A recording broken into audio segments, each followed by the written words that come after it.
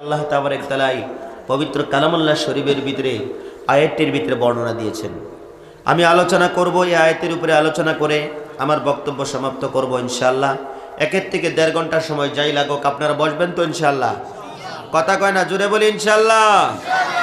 আমার বন্ধুগণ, আল্লাহ সুবহানাহু ওয়া তাআলা পবিত্র কালামুল্লাহ শরীফের ভিতরে তিনি ঘোষণা করে দিলেন, ইন্নামা ইয়া'মুরু মাসাজিদাল্লাহি মান আমানা বিল্লাহ ওয়াল ইয়াউমিল আখির ওয়া আকামাস সালাতা ওয়া আতাজ যাকাতা ওয়া লাম ইয়াখশা ইল্লাল্লাহ।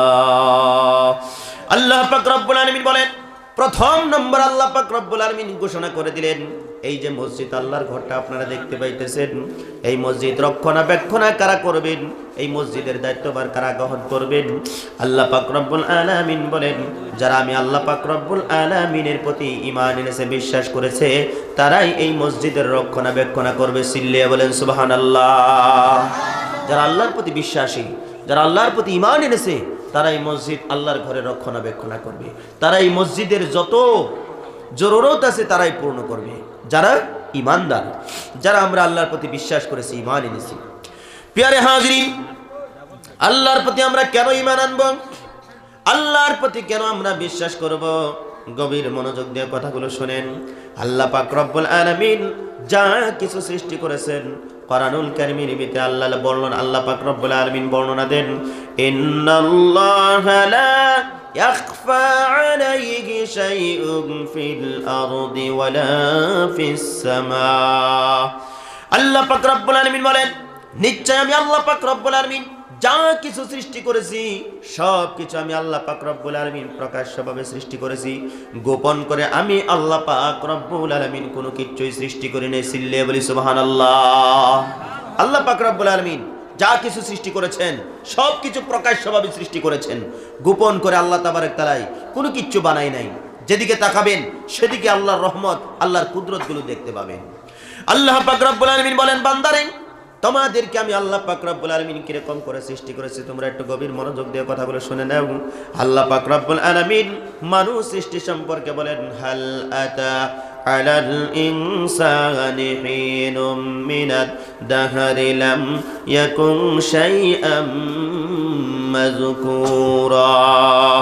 আল্লাহ পাক রব্বুল আলামিন বলেন, মানুষের জীবনে কি এমন একটা সময় এসেছিল না যখন সে উল্লেখযোগ্য বস্তু হিসেবে পরিগণিত ছিল না, আমাদের কোনো নাম ছিল না, আমাদের কোনো নিশানা ছিল না।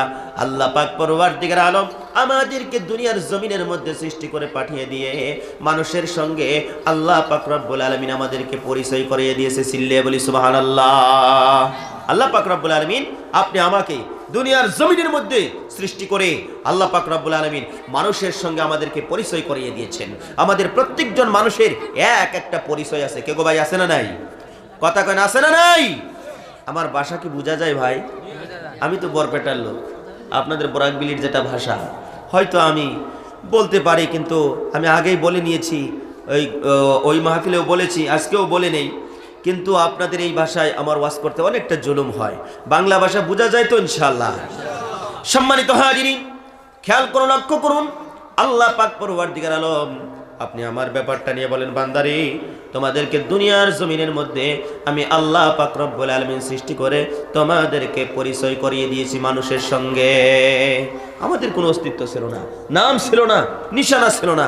আল্লাহ পাক রব্বুল আলামিন আমাদেরকে সৃষ্টি করে মানুষের সঙ্গে পরিচয় করিয়ে দিলেন। আমরা কোনো কিচ্ছুই ছিলাম না। এমন একটা সময় আমাদের এসেছিল, সময় আমাদের জীবনের মধ্যে। বন্ধুগণ, আমার ভাইরা, আমরা সর্বপ্রথম কোথায় ছিলাম? আমরা কোনো একজন মানুষকে জীবনে কোনোদিন দেখি নাই। হঠাৎ যদি দেখি, তাকে আমরা প্রশ্ন করি, জিজ্ঞেস করি, ভাই কোথা থেকে আসলেন, কোথায় যাবেন, বাড়ি কোথায়, আমরা প্রশ্ন করি।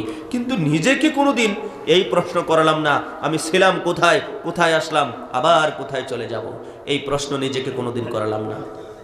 প্রিয় হাজিরিন, আমাদের জীবনের মধ্যে এমন একটা সময় ছিল, আমরা আলমে আরওয়াহ রূহ জগতের মধ্যে ছিলাম। আল্লাহ পাক পরওয়ারদিগার আলম সমস্ত রূহকে একত্রিত করে তিনি ঘোষণা করেছিলেন, জানিয়েছিলেন, আলাস্তু বিরব্বিকুম, আমি কি তোমাদের জন্য রব নই? আমরা সবাই এক বাক্যে স্বীকার করেছিলাম, পরওয়ারদিগার আলম আপনি তো আমাদের রব। আমরা স্বীকার করেছিলাম। আল্লাহ পাক রব্বুল আলামিন মায়ের পেটের ভিতরে আনলেন, মানুষ বানালেন, দুনিয়ার জমিনের মধ্যে পাঠালেন। মানুষের কয়েকটা জিন্দিগি হয়, একটা মানুষের কয়েকটা জিন্দিগি হয়। একটা জিন্দিগি আমাদের ছিল আলমে আরো আরুহ জগতের জিন্দিগি, আর একটা জিন্দিগি আমাদের ছিল মায়ের পেটের জিন্দিগি, আর একটা জিন্দিগি আমাদের হলো, সেটা হলো এই দুনিয়ার জিন্দিগি। এই দুনিয়ার জিন্দিগিটা হলো ক্ষণস্থায়ী জিন্দিগি, রুহ জগতের জিন্দিগিটা ক্ষণস্থায়ী জিন্দিগি, মায়ের পেটের জিন্দিগিটা ক্ষণস্থায়ী জিন্দিগি। অল্প সময়ের জন্য আল্লাহ পাক পরওয়ারদিগার আলম আমাদেরকে মায়ের পেটের মধ্যে রেখেছিলেন। এই দুনিয়ার জমিনের মধ্যে যে আল্লাহ পাক রব্বুল আলামিন আনলেন, কয়েকটা দিনের জন্য আল্লাহ পাক রব্বুল আলামিন এনেছেন। আর এই দুনিয়াটা আপনি আমার জন্য আখেরাত কামাই করার জায়গা। কিসের জায়গা? কথা কয় না, কিসের জায়গা? আখেরাত কামাই করার জায়গা। আল্লাহ পাক রব্বুল আলামিন কবরেতে শান্তির মধ্যে থাকার জন্য এই দুনিয়াতে আল্লাহ পাক রব্বুল আলামিন পাঠিয়ে দিয়েছেন। আমরা আমল করে আল্লাহর কাছে যদি ফিরে যেতে পারি, ভালো আমল নিয়ে, আমরা কবরের মধ্যে শান্তিতে থাকতে পারবো। প্রিয় হাজরিন, খেয়াল করুন, লক্ষ্য করুন, আল্লাহ পাক রব্বুল আলামিন তিনি ঘোষণা করে দিলেন, বান্দারে তোমাদেরকে আমি আল্লাহ পাক রব্বুল আলামিন কিরকম করে বানালাম, আমি আল্লাহর কুদরত দেখো। তোমাদেরকে যে আমি আল্লাহ পাক রব্বুল আলামিন সৃষ্টি করেছি, কোনো মানুষের সঙ্গে কোনো মানুষের মিল করে আমি আল্লাহ বানাই নাই। তোমাদের হাতের রেখার সঙ্গে কোনো মানুষের হাতের রেখার মিল দেই নাই। তোমাদের কণ্ঠর সঙ্গে কোনো মানুষের কণ্ঠর সঙ্গে আমি আল্লাহ পাক রব্বুল আলামিন মিল দেই নাই। বান্দা তোমরা যেদিকে তাকাবা সেদিকে আমি আল্লাহর কুদরতগুলো দেখতে পাইবা। আমি সুদূর বরপাটার থেকে যে আসলাম, এই পাহাড় পর্বত পাড়ি দিয়ে যে আপনাদের এখানে চলে আসলাম রে বন্ধু, পাহাড়ের মধ্যে আমি যেদিকে তাকালাম সেদিকে আমার আল্লাহ পাক রব্বুল আলামিনের রহমত কুদরত গুলো দেখতে পারলাম। জোরে বলেন সুবহানাল্লাহ। আল্লাহ রাশিক নবীর পাগল, আমি যে বললাম আল্লাহ পাক রব্বুল আলামিন বলে দিয়েছেন, যারা ইমানদার, যারা মুমিন বান্দা, যারা ইমানদার, তারাই এই মসজিদ রক্ষণাবেক্ষণ করবে। আল্লাহর প্রতি কেন ঈমান আনবেন, আল্লাহর প্রতি কেন বিশ্বাস করবেন রে বন্ধু? আল্লাহ পাক রব্বুল আলামিন তার কুদরতের কোনো শেষ নাই। চিল্লিয়ে বলেন সুবহানাল্লাহ। সেই জন্য আমরা আল্লাহর প্রতি ঈমান আনতে হবে, আল্লাহর প্রতি বিশ্বাস করতে হবে। এক জাররা পরিমাণ ঈমান যে ব্যক্তির থাকবে, ওই ব্যক্তি আল্লাহর জান্নাত প্রাপ্ত হবে। সুবহানাল্লাহ কোন? এক ঝাররা পরিমাণ ঈমান যে ব্যক্তির থাকবে, ওই ব্যক্তি আল্লাহর জান্নাতের মেহমান হবে। আর সেই ঈমানি মেহনত আমাদেরকে করতে হবে। আমরা ঈমানি মেহনত কিভাবে করব? তবলিগের লাইনে ঈমানি মেহনত আমাদেরকে করতে হবে। আমরা হক্কানি পীরের কাছে বায়াত গ্রহণ করে আমরা আল্লাহ রসুলকে চিনে নিতে হবে। আল্লাহ রসুলের যেগুলো সংবিধান আছে, কোরআনের যেগুলো সংবিধান, রসুল সাল্লাল্লাহু আলাইহি ওয়াসাল্লামের যেগুলো হাদিসের যেগুলো সংবিধান, সেগুলো আমরা মক্তবের মাধ্যম দিয়া আমাদেরকে শিখতে হবে। যদি শিখি নাই, তবলিগের মেহনত করে আমাদেরকে শিখতে হবে। যদি তবলিগের মেহনত আমরা করি না, ভাই মহতরম দোস্তর বুজুর্গ, আমাদের কাছে যেগুলো হক্কানি পীর যারা রয়েছে, আলিম যারা আছে, তাদের নিকটে আমাদেরকে যেতে হবে। আল্লাহ রসুলকে কিভাবে সন্তুষ্ট করা যায়, রাজি এবং খুশি করা যায়, তাদের নিকটে আমাদেরকে বসতে হবে ঈমান বানানোর জন্য। আমরা মেহনত করবো ইনশাআল্লাহ। কথা বলি ইনশাআল্লাহ। সম্মানিত হাজিরিন, ঈমানের অনেক শাখা রয়েছে, ঈমানের অনেক ক্লাসগুলো রয়েছে। সর্বপ্রথম ক্লাসটা যেটা, সেই ক্লাসটার নাম হলো রে লা ইলাহা ইল্লাল্লাহ মুহাম্মাদুর রাসূলুল্লাহ সাল্লাল্লাহু আলাইহি ওয়াসাল্লাম। ঈমানের অনেক ক্লাস আছে, অনেকের শাখা রয়েছে রে বন্ধু, অনেক শাখা রয়েছে। সর্বপ্রথম যেটা শাখা, সেই ক্লাসটা হলো লা ইলাহা ইল্লাল্লাহু মুহাম্মাদুর রাসূলুল্লাহ। এক আল্লাহর প্রতি বিশ্বাস আমাদেরকে করতে হবে। বিশ্বনবী হুজুর পাক সাল্লাল্লাহু আলাইহি ওয়াসাল্লামের প্রতি ঈমান আমাদেরকে আনতে হবে।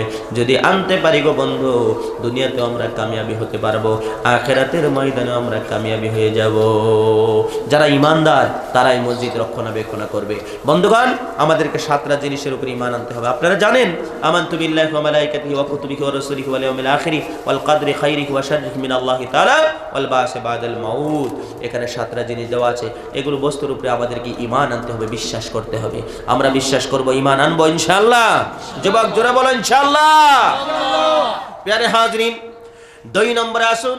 আল্লাহ পাক রব্বুল আলামিন বলেন, যারা আখিরাতের প্রতি যারা বিশ্বাস করেছে, ঈমান এনেছে, তারাই এই মসজিদ আল্লাহর ঘর রক্ষণাবেক্ষণ তারাই করবে। 3 নম্বরে আল্লাহ পাক রব্বুল আলামিন বলেন, যারা নামাজ প্রতিষ্ঠা করে, যারা নামাজ কায়েম করে, তারাই মসজিদ রক্ষণাবেক্ষণ করবে।